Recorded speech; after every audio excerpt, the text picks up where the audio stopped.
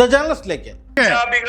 ഞാൻ പറഞ്ഞുതരാം, പഞ്ചാബികളുടെ തലച്ചോറ് ദുബായിൽ പൊട്ടിച്ചിരിക്കണേ ഞാൻ നേരിട്ടുണ്ടായിരുന്നു. പ്രബുദ്ധ മലയാളികളെ പറ്റിച്ച് 1000 കോടിയോളം രൂപ പുഷ്പം പോലെ തട്ടിയെടുത്ത MCT ഫൈസൽ എന്ന കൊടും ക്രിമിനൽ ഈ രാജ്യത്തെ നിയമവ്യവസ്ഥയെ വെല്ലുവിളിച്ച് നടത്തുന്ന അഴിഞ്ഞാട്ടങ്ങളാണ് ഇന്ന് ദ ജേർണലിസ്റ്റ് സംപ്രേഷണം ചെയ്യുന്നത്. തനിക്കെതിരെ പരാതി നൽകുന്നവരെ അതിക്രൂരമായി കൈകാര്യം ചെയ്യുമെന്ന് ഫൈസൽ ഭീഷണിപ്പെടുത്തുന്നതിന്റെ വീഡിയോ ആദ്യം കാണാം. ഒന്നര പടപ്പ് ഞാൻ പണി തരാണെങ്കിൽ ഉണ്ടല്ലോ തലച്ചോറ് പുറത്തിയാടും. ഞാൻ കൊടുത്തുകണ് പണി. 2 തൊടല് കീറും. 3 കുടുംബത്ത് കയറി പണിയെടുക്കും. ഈ 3 പണി അല്ലാതെ ഫൈസൽ എന്ത് ചെയ്തില്ല. ഈ നുണയന്മാരെ വിട്ടാണ് തല്ലേണ്ട ഒരു ഗതികേടും ഫൈസൽ ഉണ്ടായില്ല. തലച്ചോറ് പഞ്ചാബികളുടെ ഞാൻ പറഞ്ഞുതരാം, പഞ്ചാബികളുടെ തലച്ചോറ് ദുബായിൽ പൊട്ടിച്ചിരിക്കണേ ഞാൻ നേരിട്ടുണ്ടായിരുന്നു. ബ്രാഗ്ലർ എന്റെ വണ്ടിയിൽ ഞാനും എന്റെ ടീമും പോയിട്ട് പച്ചപ്പകല അടിച്ചു പൊട്ടിച്ചിരിക്കണേ. 1. 2ാമത് അതിലുള്ള 7 പേര് നിർത്തി തൊട കീറി തൊടലേക്ക് ഞങ്ങൾ ഇരുമ്പിന്റെ സാധനം ഇട്ട് നിർത്തിയിട്ടുണ്ട്.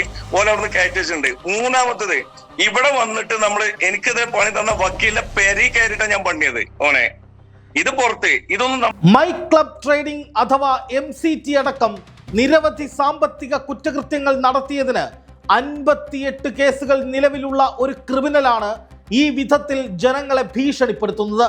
താനൊരു ക്രിമിനലാണ് എന്ന് പ്രിവിലേജോടെ വെല്ലുവിളിക്കുന്ന ഇയാളുടെ മനസ്സിലെ ക്രൂരത എത്രത്തോളം ഭീകരമായിരിക്കും.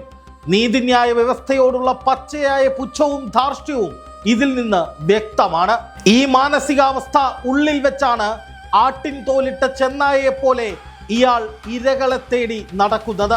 ഇനി ഈ രേഖകൾ കാണുക. ഫൈസലിന് ജാമ്യം നൽകിക്കൊണ്ടുള്ള ഹൈക്കോടതിയുടെ ഉത്തരവാണിത്. സമാനമായ കുറ്റകൃത്യങ്ങളിൽ ഏർപ്പെടരുത് എന്ന് ഇതിൽ വ്യക്തമായി പറയുന്നുണ്ട്. എന്നാൽ ഇതിന് വിരുദ്ധമായി സ്വിസ് കോയിൻ, ക്യാബിയ കാർഡ് എന്നിങ്ങനെ നിയമവിരുദ്ധമായ ഗുരുതര സാമ്പത്തിക തട്ടിപ്പുകളാണ് ഫൈസൽ ഇപ്പോൾ നടത്തിക്കൊണ്ടിരിക്കുന്നത്.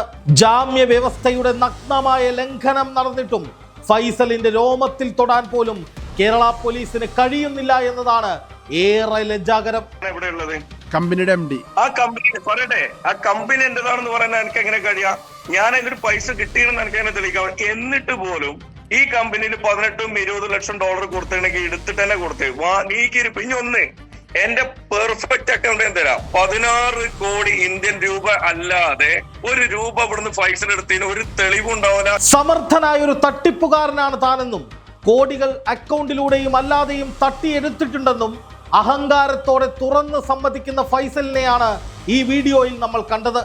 ഇത്രയും വലിയ തട്ടിപ്പ് നടത്തി 2 തവണ ജയിലിൽ കിടന്നിട്ടും യാതൊരു കൂസലുമില്ലാതെ വീണ്ടും വീണ്ടും ഇയാൾ പൊതുജനത്തെ വെല്ലുവിളിക്കുന്നു. കേരളത്തിൽ ഇന്നേ വരെ കണ്ടതില്ലാത്ത വലിയൊരു ക്രിപ്റ്റോ കറൻസി മണി ചെയിൻ തട്ടിപ്പാണ് MCT എന്ന് പറയുന്ന കമ്പനിയുടെ നേതൃത്വത്തിൽ കഴിഞ്ഞ കുറച്ച് വർഷങ്ങളായിട്ട് കേരളത്തിൽ നടന്നുകൊണ്ടിരിക്കുന്നത്. അതിൻ്റെ നേതൃത്വം കൊടുത്തുകൊണ്ടിരിക്കുന്ന MD ആയിരുന്ന ഫൈസൽ അടക്കമുള്ള ആളുകൾക്കെതിരെ കേരളത്തിലുടനീളം 70-ലധികം കേസുകൾ ഇതിനകം തന്നെ FIR രജിസ്റ്റർ ചെയ്യപ്പെട്ടിട്ടുണ്ട്. അതിലൊക്കെ മാസങ്ങളോളം ഫൈസൽ എന്ന് പറയുന്ന MCTയുടെ MD ജയിലിൽ കിടക്കുകയും പിന്നീട് കോടതിയിൽ നിന്ന് ജാമ്യം കിട്ടി പുറത്തിറങ്ങുകയും ജാമ്യം കിട്ടിയാൽ വ്യവസ്ഥ പോലും പാലിക്കപ്പെടാതെ ലംഘിച്ചുകൊണ്ട് വിദേശത്തേക്ക് പോകരുത് എന്നുള്ള മാനദണ്ഡം ഉണ്ടായിട്ട് പോലും കോടതിയെയും ഇവിടുത്തെ നിയമ സംവിധാനത്തെയും പോലീസിനെയും ഒക്കെ കബളിപ്പിച്ചുകൊണ്ട് അയാൾ വിദേശത്തേക്ക് കടക്കുകയും ആ വിദേശത്ത് നിന്നുകൊണ്ട് തന്നെ ഇപ്പോഴും കമ്പനിയുടെ പല പല പേരുകളിൽ ആ കമ്പനിയിലൂടെ ഇപ്പോഴും കേരളത്തിൽ തട്ടിപ്പ് നടത്തിക്കൊണ്ടിരിക്കുകയാണ്. അതിനുവേണ്ടി നിരവധി ആളുകളെ അസൈൻ ചെയ്യുകയും അവർക്ക് വേണ്ടി കൃത്യമായ ഗൈഡ് ലൈൻ വിദേശത്ത് നിന്ന് കൊടുക്കുകയും കേരളത്തിലുള്ള ആളുകളെ ദുബായ് പോലുള്ള മലേഷ്യ പോലുള്ള മറ്റ് രാജ്യങ്ങളിലേക്ക് കൊണ്ടുപോയി അവിടെ വലിയ രീതിയിലുള്ള പ്രോഗ്രാമുകൾ സംഘടിപ്പിച്ചുകൊണ്ട് ഇവിടെയുള്ള ഫണ്ടുകൾ വിദേശത്തേക്ക് കൊണ്ടുപോയിക്കൊണ്ടുള്ള തട്ടിപ്പാണ് ഇപ്പോഴും ഫൈസലിൻ്റെ നേതൃത്വത്തിൽ നടന്നുകൊണ്ടിരിക്കുന്നത്. അതിന് വലിയൊരു ഗ്യാങ് കേരളത്തിൽ പ്രവർത്തിക്കുന്നുണ്ട്. അത് കോഴിക്കോട് ബേസ് ചെയ്തിട്ടും കൊച്ചി ബേസ് ചെയ്തിട്ടും അങ്ങനെ തുടങ്ങി വലിയൊരു ടീം ഇതിൻ്റെ പുറകെ സഞ്ചരിച്ചുകൊണ്ടിരിക്കുന്നുണ്ട്.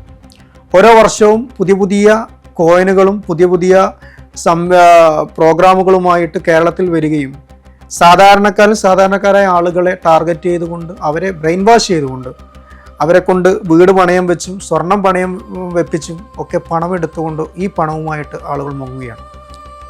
എന്തുകൊണ്ടാണ് കേരളത്തിൽ ഇത്രയധികം FIRകൾ രജിസ്റ്റർ ചെയ്ത ഒരാൾ തന്നെ ഇതിന് നേതൃത്വം കൊടുക്കുകയും ഇന്ത്യ രാജ്യത്ത് അനുഭവിക്കേണ്ട സമ്പത്ത് വിദേശ രാജ്യങ്ങളിലേക്ക് കൊണ്ടുപോയിട്ടും ഈ ചതി വീണ്ടും വീണ്ടും ചെയ്യാൻ ഇവർക്ക് പ്രചോദനവും അവസരവും ഒരുക്കുന്നത് ആരാണെന്ന് നമ്മളൊന്ന് ചിന്തിക്കണം.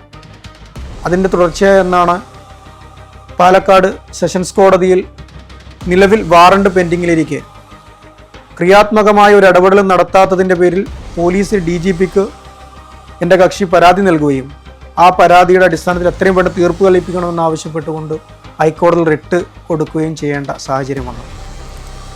ഇത് കേരളത്തിൽ തടയപ്പെടേണ്ടതുണ്ട്. അതിന് ശക്തമായ നിയമനിർമ്മാണം സർക്കാരിൻ്റെ ഭാഗത്തുനിന്ന് ഉണ്ടാവേണ്ടതുണ്ട്.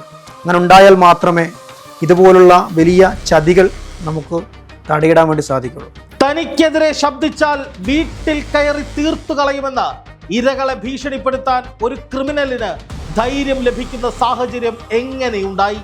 കോടതിയെ കബളിപ്പിച്ച് ഫൈസൽ ദുബായിലെത്തിയത് എങ്ങനെയാണ്? ഇതൊക്കെ കണ്ടിട്ടും പോലീസ് കയ്യും കെട്ടി നോക്കി നിൽക്കുന്നത് എന്തുകൊണ്ടാണ്? ക്യാബിയാക്കാട് എന്ന ഫൈസലിന്റെ പുതിയ സംരംഭവും തട്ടിപ്പാണെന്ന് ടീം ജേർണലിസ്റ്റ് ഉറപ്പിച്ചു പറയുന്നതിന്റെ കാരണം എന്താണ്? ഞെട്ടിക്കുന്ന വിവരങ്ങൾ ഇനി വരുന്ന എപ്പിസോഡുകളിൽ കാണാം.